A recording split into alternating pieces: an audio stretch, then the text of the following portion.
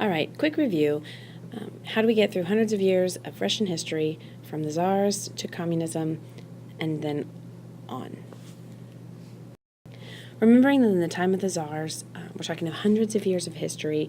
Some Czars were better than others, but for the most part, they created a divided country where 90% of the population were serfs who were tied to the land, had no opportunity, little education, very difficult lives, and then were contrasted with the small group of nobles who controlled all of the land, were often educated and or worked for the government or military, and lived lives of wealth and pleasure. People are only going to put up with discrimination and poverty for so long before they revolt.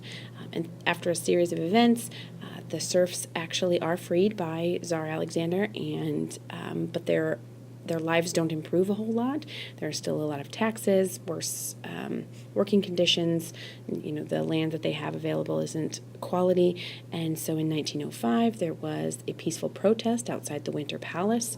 And at that time, Tsar Nicholas II ordered his armed guards to shoot into the crowd and disperse the crowd, which it did, but also at the loss of life of many innocent men, women, and children.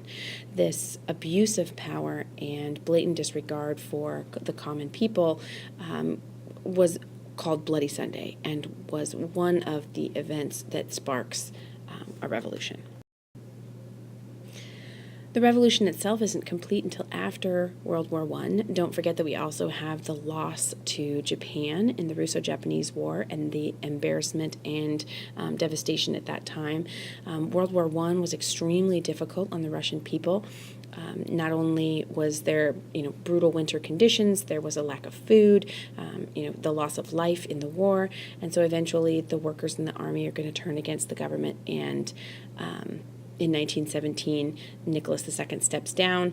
The Russian people are without a czar for the first time in hundreds of years, and this creates a vacuum where there is no one in charge, and there is a struggle for power between, the Red Army and the White Army, which is a whole other interesting story for another time.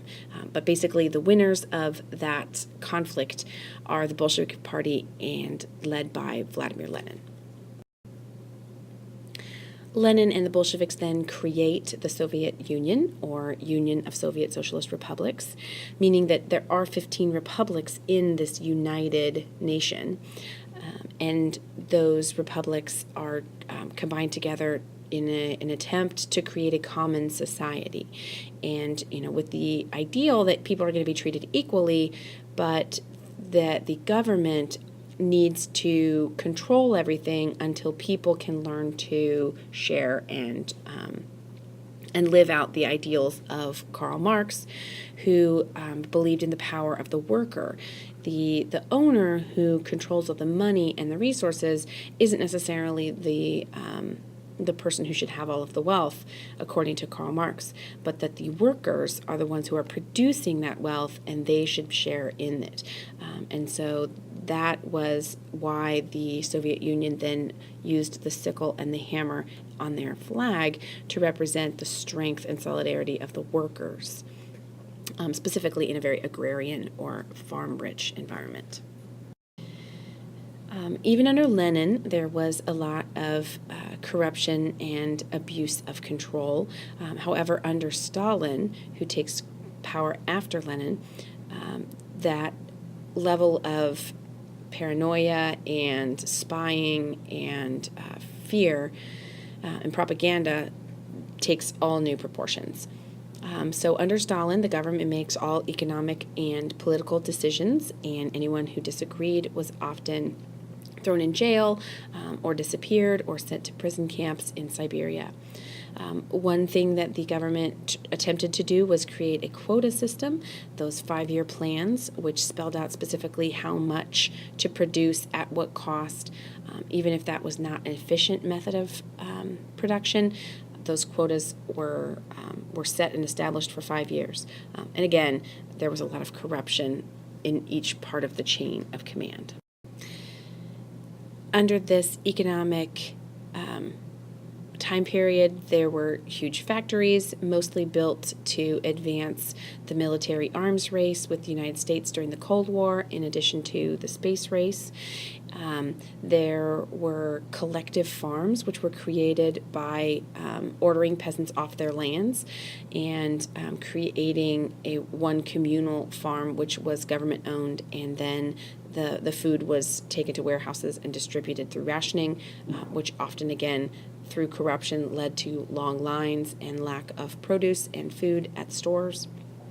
The NKVD was the secret police force that was formed to take care of anyone who disagreed with Stalin and his government.